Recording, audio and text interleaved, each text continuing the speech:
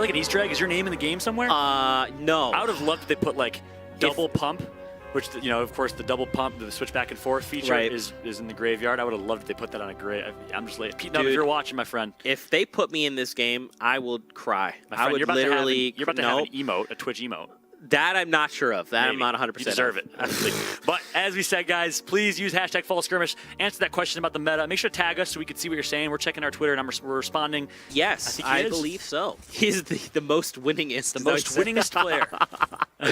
The most winningest. Look at this. They land in containers. I like this landing. Yeah, very smart drop. You get a lot of loot, a lot of mats. If you get to yourself, you're leaving there in a pretty good spot. There's also a vending machine. People don't prioritize vending machines as much as they should. And look at that, Ninja. Wait, knocked out Kayun, but then got knocked out by General. So that's what happened. Ninja is gone again. Match number 3 here. Ninja gets taken out early. Wow. That is a rough start there. That blows my mind. I personally, especially in the early game of Fortnite, I consider Ninja to be a top 5 player. And, you know, it's an interesting conversation. Would love to hear people in the chat's thoughts. You know, I think not being at Summer Skirmish maybe set him behind a little bit. Of course, he's still unbelievable, the greatest entertainer of our generation. But as a top 5 pro player, regain his throne as the king of Tilted. Let's see what he can do here. General, who's performed really well in the early game, to take out Cypher. And so Ninja and Cypher yep. both out again. This is the replay. Well played. It was all General all day. Wow. And look, he had just gone down. And Ninja couldn't confirm that elimination. That was close. But look at this. Greasy boy, Courage JD here. So is Hogman and Pupper? Is it rude for me to call Courage a greasy boy? Like, I feel like that's derogatory. That's what he calls it. He says be part of the Greasy Boys. That's why I don't feel bad. Okay, I feel better then because I feel like I'm like calling him something. All right. Greasy boys, snobby. We got the snobby boys. Shout out to Bay Soldier and Strugs and snobby boys. We got the greasy boys. I love it. He is a greasy boy. I'm gonna hit him up later and be like, yo, this is what Fallout said this about you. How do you feel about this? That's why I asked first. I clarified. You know? No, you're good. He calls himself a greasy boy. All right, good. I feel a little bit better now. Speaking of greasy people, no, okay, I can't say that. Anything I've ever seen. It was amazing. The Lazy Links experience, the whole Fortnite experience at PAX West. They rented out a parking lot across the street from my apartment, which is the most cool thing in the world. Oh, yeah. We talked about that. Yeah, that was awesome. And one of the best experiences I've ever seen in gaming. It was great. It was awesome. Just wait for TwitchCon. No way. Oh, it's going to be baller. That's where it all ends. Don't forget. I can't believe it. Hopefully more of the same and more of the better. At TwitchCon, we'll see. We will. But check this out, man. Hogman and Pupper are taking shots. Pupper dropped. He's hurt. Super Nick low. A30, former Summer Skirmish caster. Yeah. Awesome guy. Dude. YouTube streamer. Nick A30, I'm going to say this, and I'm comfortable saying this. One of the nicest, I mean the nicest. He's Canadian. The nicest man I've ever met in my whole life. I'm talking the nicest. The nicest of your entire life? In my entire life. Wow. He was so nice. Like, how about your mom, your dad? They're not Nick A30. Not Nick A30. They're not Nick A30. Wow. True story. Unbelievable. He is, yeah. So you could just tell watching his streams. Humble, genuine, kind, smart, intelligent, brings things down very well. Big shot to Nick A30. Let's see if he can play though. Spaceline, his teammate gonna take out Pupper. Well played for starters. And now Nick A30, some defensive building. He is one of the most analytical players. Now he's gonna be going up against Saint to his right. Myth and Saints to their right. Two versus two fight. Saint wasn't here. So Myth was by himself in Greasy. So Saint must have done. They must have split landing. Yeah. Saint's there behind him. No, but I'm saying he wasn't there to start. So I think he just got here. There. All right, here we go. Myth, look at the aggression. Myth is playing the high ground a little too high. He might lose his footing and take some fall damage. I know Myth loves himself some fall damage. Meanwhile, it's going to be Nick A30 trying to get some high ground. What an epic battle. Nick A30 versus Myth. Myth's going to get lower ground, going to turtle up a little bit towards the low side. Meanwhile, keep your eye on the bottom left of your screen. Chat picks up one if you're a Liquid Chat fan, but we got to watch this fight ensue. Myth and Saint playing aggressive here. You love the aggression from Myth, who also, speaking of great individuals, great players, and just positive people all around. Yep. I love watching his streams. Myth is, so I've actually known Myth since he pretty much got started. He started streaming Paragon back in the day. Amazing. And I got to meet him, and then one day he just exploded, and he was just the guy. And I was like, dude, I remember when you played Paragon. And he was like, it's different now. It's like, yeah, I know. Just a little bit. Oh, what is this? It's the Porta Fortress. As if he didn't have high ground enough, he's going to give himself even more high ground. I don't know why exactly. Maybe he just wanted to make sure that they couldn't knock the cover underneath him. Now Myth is going to be trying to get some high ground of his own. You saw him, man. That was crazy. Yeah, so Porta Fortress, that's a fun new game. Item added to the game, rather. What a play. Oh, wow. Nick A30 cracks back with the SMG and takes down Myth. And not only the SMG, the whole sequence right there from Nick A30, the quick edit to get the first shot on Myth, and then really caught Myth with his pants down right there and was able to capitalize. So well played from Nick A30. One of the best quick edit, clean edit players I've seen, and I have a chance to watch on YouTube. Big shout out to Nick representing YouTube Gaming. On board with him right now. When we cut to him, he had no AR ammo. He had like 3 rounds in his burst, and he only had enough slugs and SMG ammo. Unbelievable. So he did that with basically nothing. That's amazing. And what they want to see here, we haven't seen a lot of it. I think these pro players can take a page out of some other titles and other books of competitive gaming titles. Take your 2 versus 1 advantages very smart. There's no reason that Spaceline goes down or Nick goes down here. It's a 1 versus 2. You have a numbers advantage. Play it wide, play it slow, and guarantee the dub and the kill right here. The victory over Saint Squad. To be a little bit critical here, I think that's the same thing we were talking about last game. They use those Porta Fortresses in the early game when maybe they shouldn't. Like maybe they should hold on to that and use it towards the late game. Instead, they drop it, I think, a little bit unnecessary there. I don't know if a Porta Fortress, when you already had high ground, is the most mandatory thing to do. But now, Saint Squad, look how well they're playing this. Using their high ground. Yes, they got a down, but nice job. That's textbook from Spaceline Nick A30. I'm okay with the down there. There you go. And they just pick them back up. They secure an elimination, and now they can just be on their way, secure loot. Granted, Saint really only had 2 weapons, some ammo, some mats, but at least they're on their way. Look at this, 1 elimination for him, coming from Tilted. So he's about to be fighting a 2 versus 2 against Merksman and KP5. And keep in mind, the rotation from Nick A30 should be coming soon. Interviewing players, interviewing Nick at PAX West. But at PAX West, I started a couple Nick Mercs chants. Any M fan that were there, remember. But I may or may not have started a Ghost Aiden chant just to kind of spice up the story a little bit. And Nick's dad, who is just as big as Nick, came up to me and shook my hand, and I thought my hand was going to break and said, if you cheer for Ghost Aiden one more time, and you better believe that was the last Ghost Aiden chant I started, that's for sure. Oh, they're wonderful people, but also unbelievably intimidating. No, Nick, not like this. He slid between the little cracks there. And now Parallax takes him down. Unfortunate. Legion has full shields, full health. Parallax and Kenneth are both weak. I think that could have been a Nick victory right there. That's really tough. And now they're inside Shifty Shafts again, man. Like you talked about, spectator mode. You can kind of see in the top right where other players are. Look at the little, those little like yellowy diamonds. They immediately snap in the direction the shots are coming from. They're like, what's going on out there? There's something happening. King Richard picks up his first Spaceline. Spaceline, yeah. So Nick A30 might be out as well. Not sure yet. Legion is going to get taken out. So Nick and Legion both down. Nick had 1 elimination, not enough for points just yet, but they did survive the Tilted fight, that's for sure. Jared FPS, a Mixer streamer representing the platform here. And Parallax is part of Dusty Dogs. So Dusty Dogs has showed up. I don't know what the standings are currently. We'll find out for everyone. But Dusty Dogs is playing well if you're a fan of the Dusty. Good performances so far. Man, Fallout, check out this scoreboard. So Parallax with 3 eliminations. Does Does Kenneth have 1? He has none? Not that we can see at least. Maybe on page 2. Okay, so Nate Hill with 2. Go School with 2. General with 2. Pookie Face and Tyler's are here, and Liquid Strafe is not that far away. Look at Jared FPS just turtling up here and show us the love for the Mixer partner here. 38 is the number of his team. I think he doesn't have a teammate here. I don't see any other 38s on my screen, so I think Jared is by himself. Don't either. He might be. General gets his 3rd. General, man, he's insane. He took out Ninja and Cypher pretty much 1v2 in terms of elimination. I mean, wow, he is such a good player. Currently a free agent, I believe, not under an organization, so really excited to see where he lands, where his home is.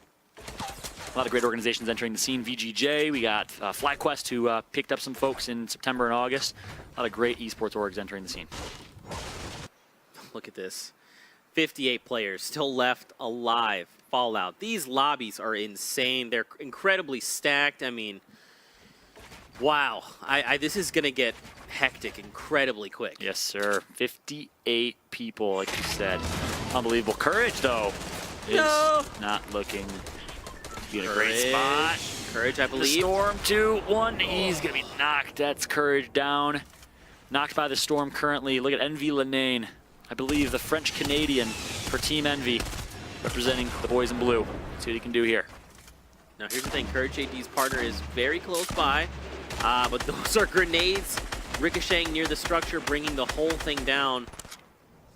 So Courage just played themselves. So he's, I'm assuming, knocked by the Storm. And now Lenane, yeah, they're just like, Zate's like, I'm gonna pick up all that loot. Why not? Yeah.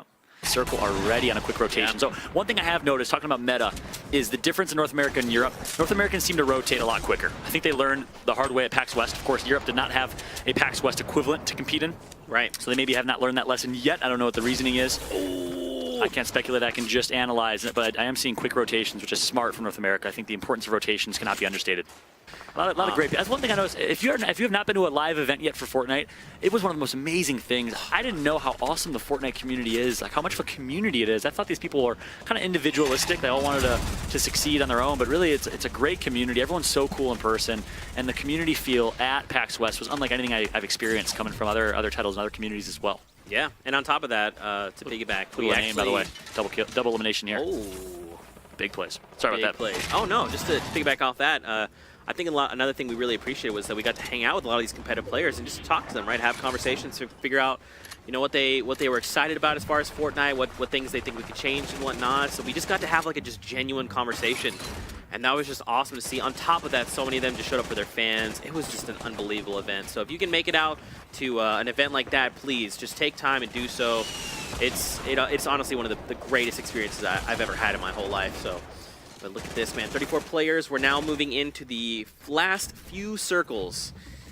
And people are tunneling. So we saw it on the European scene, man. If you've got a Porta-Fortress, you can literally consume everything around you. And you're in a good spot. We haven't seen anybody use Porta-Fortresses here toward the end of the game. I'm kind of hoping someone has one. Yeah. On board now with Liquid Chap. One thing I gotta say, this Team Liquid team has squad organization has so much respect from their peers. Every pro player I talk to, and I ask them, hey, who are some of the best players? Who are the people you respect the most? They almost always say Poach, 72 hours. A lot of these Team Liquid individuals who are just so good have really redefined the meta. And meanwhile, United picked up two. Porter Rift gonna actually pick up Ghost Ghoul and I think his teammate. And 30 people left. The action's about to break down here.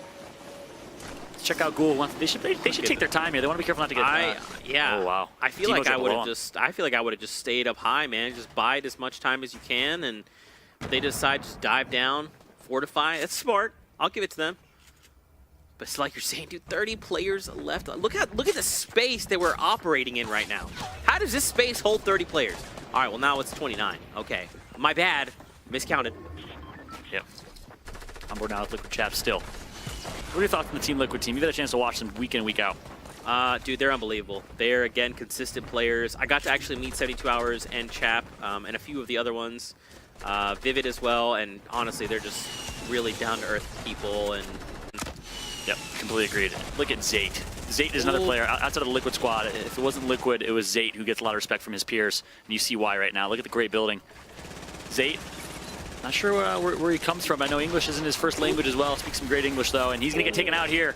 He gets shut down by Hogman of Complexity. Zate's going to be tunneled here, and look at the high hill battle. It's going to be a build-off. For the first time in Skirmish history, you might see them building to max height, because they're pretty high right now. Have you ever seen that before, where they build to max height? No.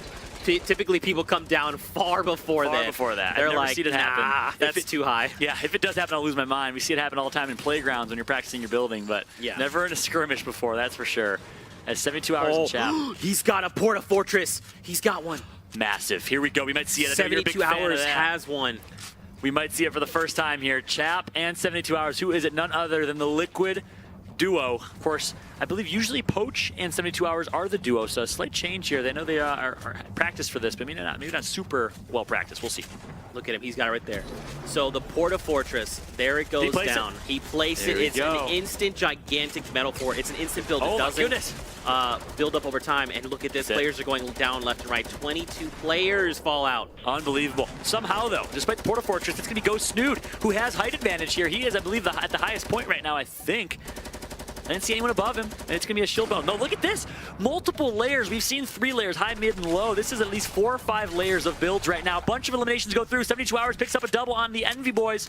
Meanwhile, C9 Shivzy grabs one. Wildcat gets taken out by Lanane. I'm not sure if Lanane is still alive, but it is Ghost Snood who's sitting nice and comfortable here. I think the mid ground, I'm not sure where they are. It's an unbelievable end game right now, 14 alive. Man, we've gone from 22 to 14. No, nothing, there's a change, but not a big enough change. Yep. Poach is still up. Not sure if 72 Hours is up as well. Poach. Hogman. Also in high ground. In a pretty good position here to win this one. Check out their heals, though. Hogman has nothing for heals. I mean, he's got 900 materials, though, 900 wood. Poach did down one, knocked one, and then got eliminated. So I'm not sure if he picked up the elim or if the revive is coming through. Or the resurrect, yeah, the revive. Oh gosh, you do not want to hear the sounds of rockets being fired. And I believe Hogman is going to build down and ramp, trying to just cover some distance here. What is going on? There's 13 players left alive. I mean, honestly, this circle is going to close very quickly, very soon. And people need to make decisions. They need to try and make some plays. Yeah, well, check this out. EU Jack and Ashton of Fortnite. They're still alive. 13 players left. Both of them with good heals right now. Good HP, solid resource management as well. Looking to be in a pretty good position here against Corrosive Sen and Animal. Animal, an absolute beast living up to the name. Porta Forge is going to be placed, I believe, wasn't it? It's everything is happening so fast. It's hard to tell. It's gone from 12 to 10. It's not. Tempo and Jailmock in a good spot. The med kit's going to come through. I think we're coming down to a heal off. It's Tempo with 2 med kits. Jailmock actually gave him the med kit and said, hey, this is all you, bud. Let's see if Tempo can outlast. I think he should be able to. The med kit's going to go off, and Tempo has another med kit. That should be a win. And just look at this. Right here, right now, Tempo to be in a pretty good spot. He comes out on top. Wow. Can you believe it?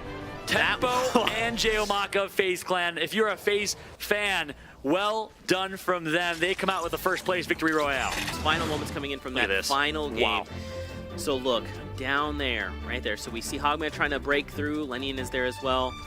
And I mean, they're just going with the heals, you know? They're doing what they know. And Shivzy as well had heals, but they were just bandages. So that was just not going to work out. And there you go.